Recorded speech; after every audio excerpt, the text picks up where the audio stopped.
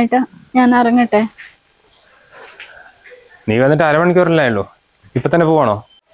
അല്ല, നിനക്കെന്താ എന്നോട് പറയാണ്ട് പറഞ്ഞത്? അതെ, ജോലിക്ക് പോകുന്ന സമയല്ലേ? നിങ്ങൾ ഇവിടെ നിന്ന് സംസാരിച്ചോണ്ടിരുന്നാലോ? വേഗം വന്നേ. ആ വരികയാണ്. എന്നാ ശരി, നീ വിട്ടോ.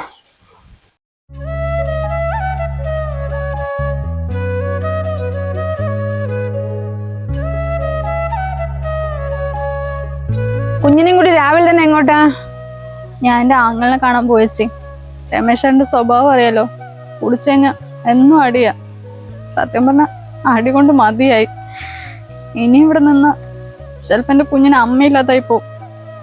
അതുകൊണ്ട് എൻ്റെ ഏട്ടൻ്റെ അടുത്ത് കാര്യങ്ങളൊക്കെ പറയട്ടെ. അതാ നല്ലത്. അമ്മയും അച്ഛനും ഇല്ലെങ്കിലും കൂടെപ്പിറപ്പേറ്റ ആങ്ങളെയുണ്ടല്ലോ, നീ അവനെ കൊണ്ട് കാര്യങ്ങൾ പറയും. അവൻ എന്തെങ്കിലും ഒരു വഴി കാണാതിരിക്കില്ല.